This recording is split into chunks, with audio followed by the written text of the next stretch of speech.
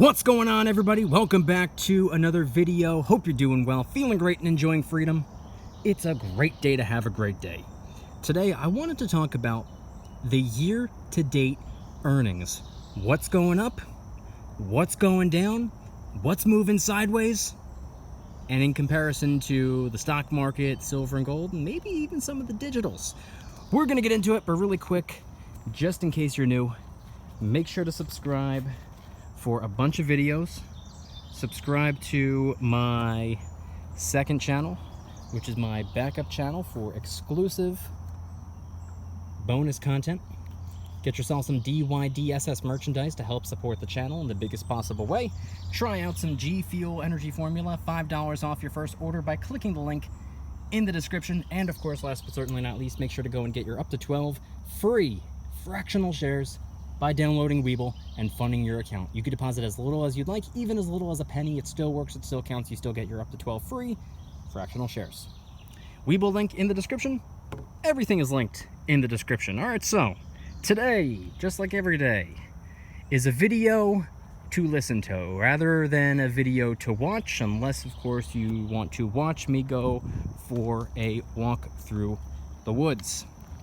Treat it like a radio show, treat it like a podcast. So today I wanted to talk a little bit about the year-to-date earnings and kind of compare some of the different markets out there. And just because certain things are up right now and other things are down right now at the time I'm recording this video, doesn't really mean a whole lot. It doesn't mean exactly what the rest of the year is going to look like, because as I'm filming this video, it is the very beginning of July. The market is currently closed, and the screenshots that I have on my phone, which I will be showing / reading off, year-to-date earnings for the first half of the year, from January 1st all the way until the last day of June. That's what these screenshots are. Now, like I said, just because certain things are up right now and certain things are down right now, it doesn't really mean, what the first half of the year, what happened there in the first half of the year doesn't, necessarily mean anything for what's going to happen for the second half of the year. And what 2023 in general, by the time the year is up, what 2023 in general is going to end up looking like. So just something to take into consideration. So the first thing that I wanted to do was talk about the stock market. Now, when people say, oh, the market's up, oh, the market's down, they're not referencing a particular stock. They're not referencing a total world index fund. They're referencing the S&P 500.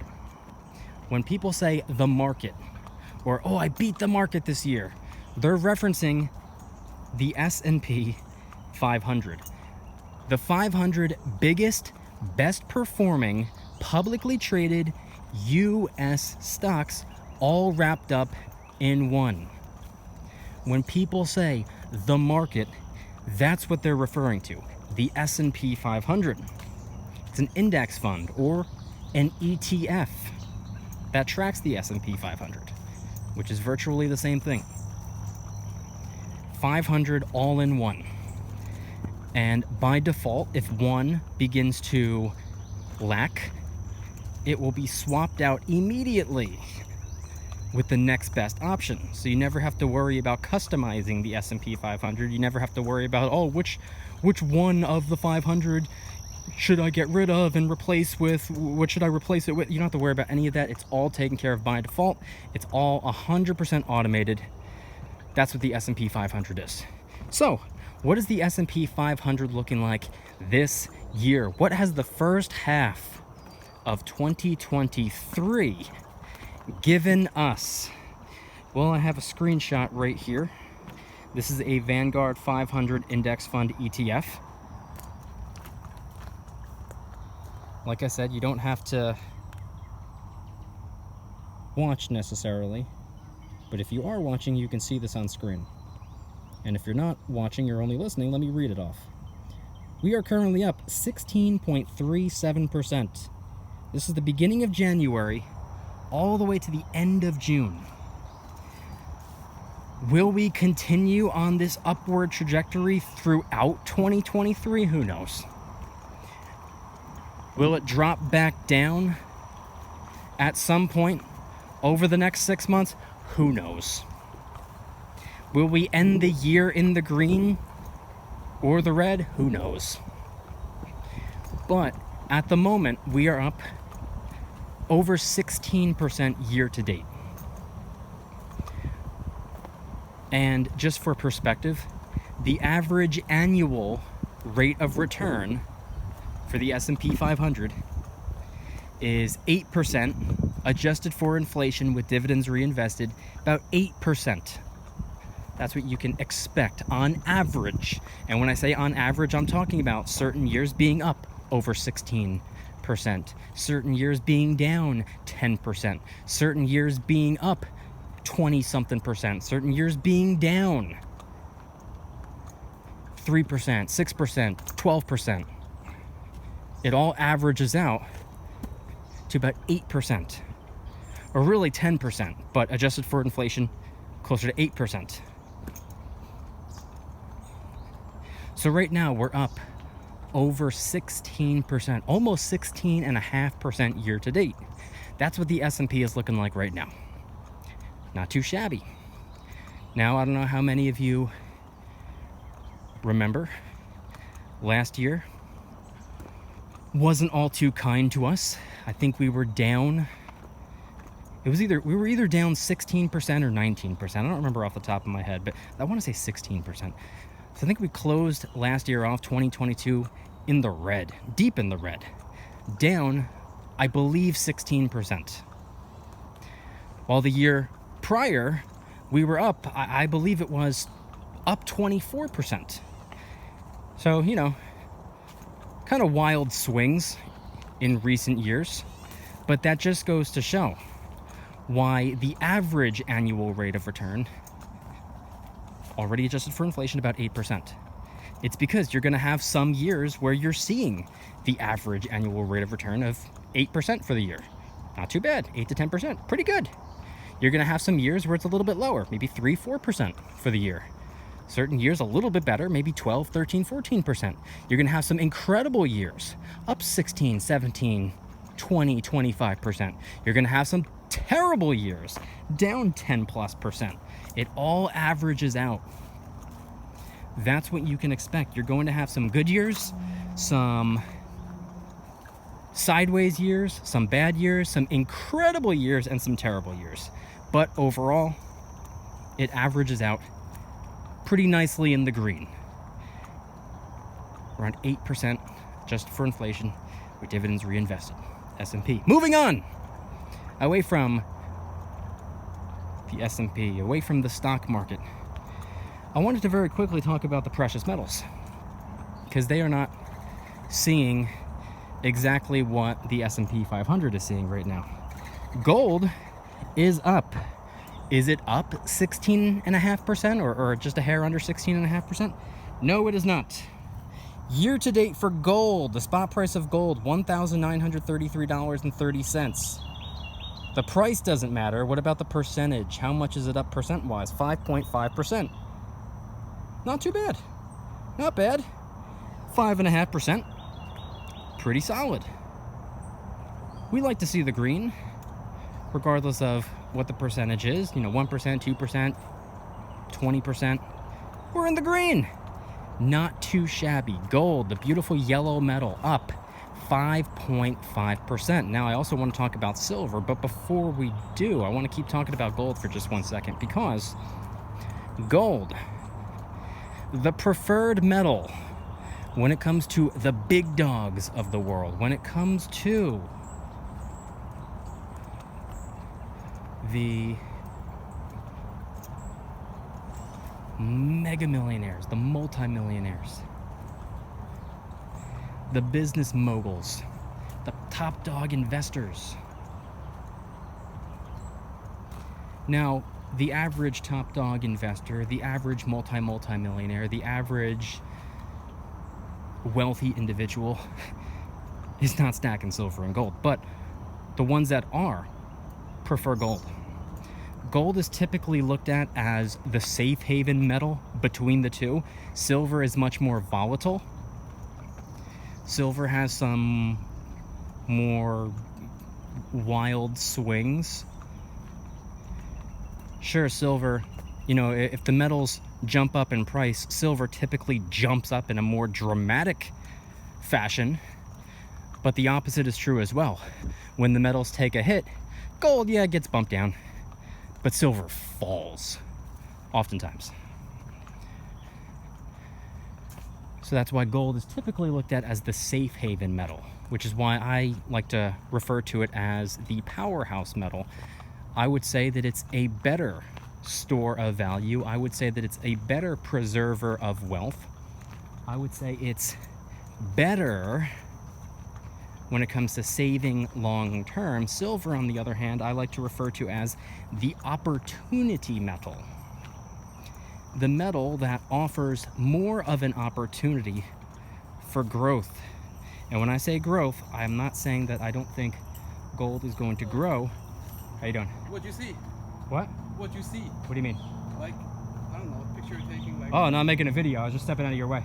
Oh, I thought you were looking at birds or something. Oh, no. Where was I? You threw me off. Where was I? I was talking about gold. Anyway. Oh, I know where I was. Okay, so for gold, or I'm sorry, for silver, offers more of an opportunity for potential explosive growth. If you want to play the gold to silver ratio game where you're buying silver low and then converting to gold when silver's at a high, if you want to play that game, if you can get it right, for me, that's too much effort, too much. I don't play that game. I've never played that game. I've never traded silver for gold. I've never traded silver or gold for cash. I've never done that. Every piece of silver, every piece of gold that I have acquired is still in my possession, even though I'm not actively or aggressively stacking at this time. Gold offers probably a little bit more stability than silver does, and silver offers probably a little bit more opportunity than gold does. So different metals that people stack for different reasons, but at the end of the day, it's for long-term wealth preservation purposes. So moving away from gold, referred to as the safe haven metal, or what I like to call the powerhouse metal, or the ultimate form of wealth preservation when it comes to metals, let's move away from the beautiful yellow metal, and now let's move to the beautiful white metal. Like I said, the S&P up almost 16.5%, gold up 5.5%. Meanwhile, silver is down. Silver's in the red. Year to date, silver is down 4.83%. Silver in the red. Not painfully in the red. Silver is not hanging on for dear life, but it's down almost 5%. And the funny thing about silver is it's so dirt cheap. Almost 5% of a decline is only $1.17, if you can see right there in the bottom left. So that's why people spaz out when it comes to silver. They're like, oh my God, silver's up 5%. Oh my God, this is it, this is it. And it's really only up $1 and change. That's the funny thing about silver. Such a small dollar amount could look like a pretty big percentage, which is why I said before, the dollar amount doesn't really matter. The percentage change is what's important. See, like, you know, just to put it into perspective, if I went and said, hey, you know, silver's down $1 and change, you know, most people are like, all right, so down $1, what's $1? But if I said it's down almost 5%, then people say, ooh, buy the dip or run away. Down 5%. 5% up or 5% down. Man.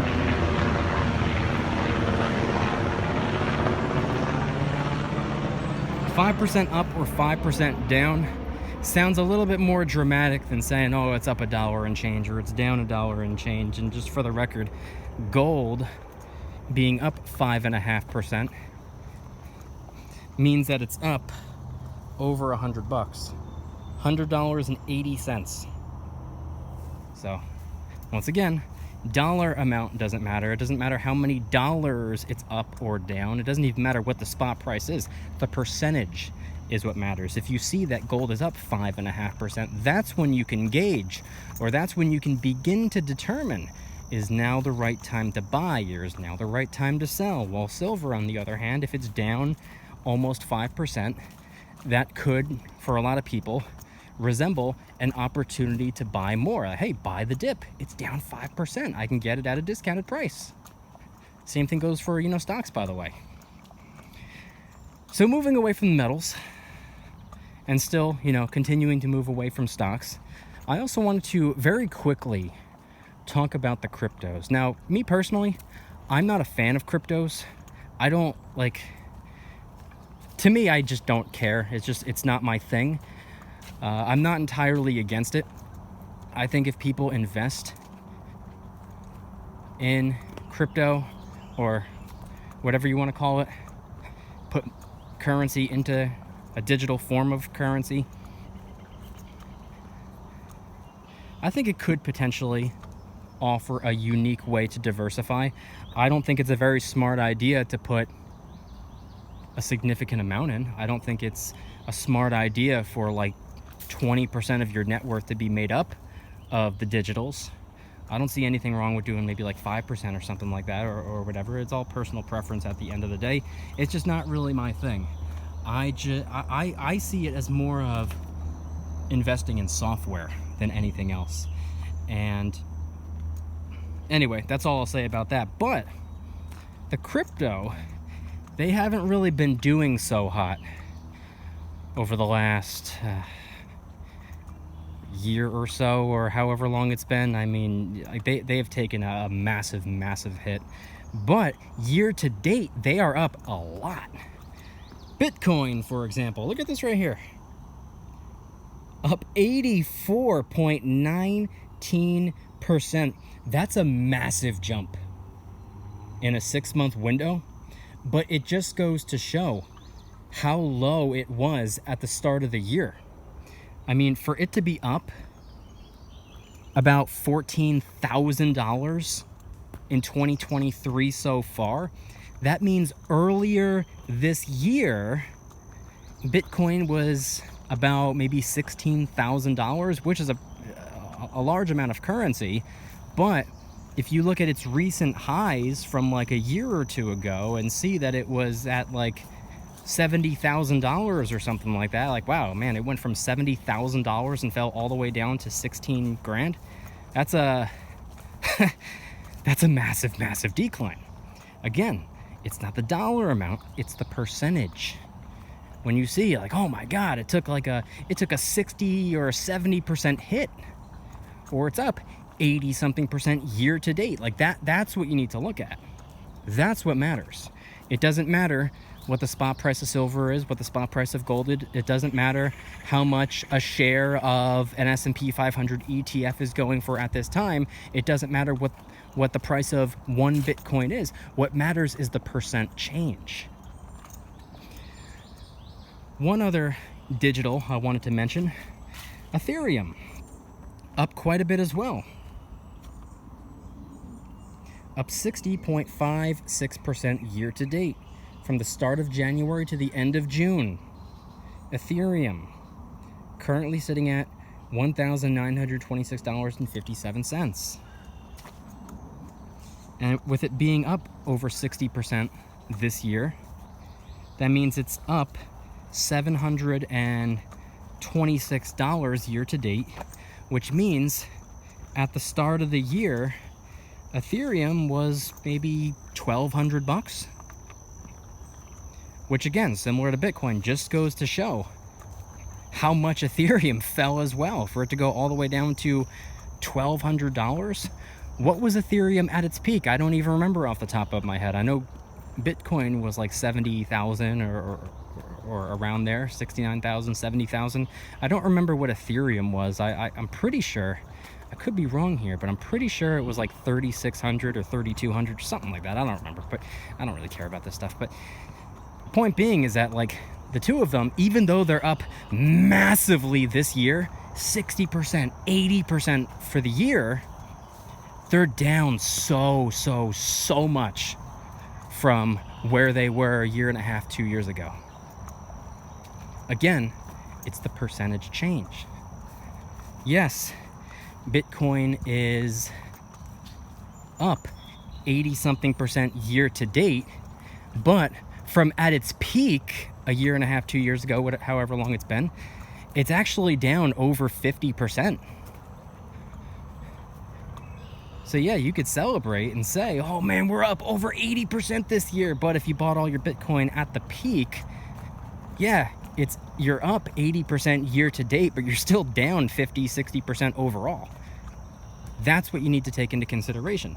And I'm not, singling out Bitcoin or crypto here. That goes for absolutely everything. Same thing goes for, silver and gold. Same thing goes for the stock market. It's all perspective. I want you guys to head on down to the comments and let me know anything and everything related to today's video topic, with how the market is looking this year, the stock market, the precious metal market, the digital crypto market, if that's something that you even give a crap about. It's not really something that I care about. I just thought it was something to, kind of splice into the video a little bit. But with everything going on right now, what are your expectations for the second half of the year? I just showed and explained what the first half of the year looked like in terms of returns. What do you think the second half of the year is going to bring us? You think we're going to move into the red? You think we're going to see even more green? You think we're going to move maybe sideways from here on out? Do you think we're going to be higher or lower, and in what different markets and whatnot? Head on down to the comments and let me know. If you guys like today's video, please hit that like button. Subscribe if you're new. Subscribe to my second channel, which is my backup channel for exclusive bonus content. Get yourself some DYDSS merchandise to help support the channel in the biggest possible way. Try out some G Fuel Energy Formula, $5 off your first order by clicking the link in the description. Sugar-free, low-calorie, packed with a whole bunch of vitamins, over 50 different flavors to choose from. This one right here is Miami Nights. It's like a pina colada flavor. It's actually my favorite flavor of all time. $5 off your first order by clicking the link in the description. And of course, as I said before, make sure to get your up to 12 free fractional shares. By downloading Webull and funding your account, you could deposit as little as you'd like, even as little as a penny. It still works, it still counts, you still get your up to 12 free fractional shares. You can start investing with as little as $5. And of course, you can even set yourself up a Roth IRA on the app.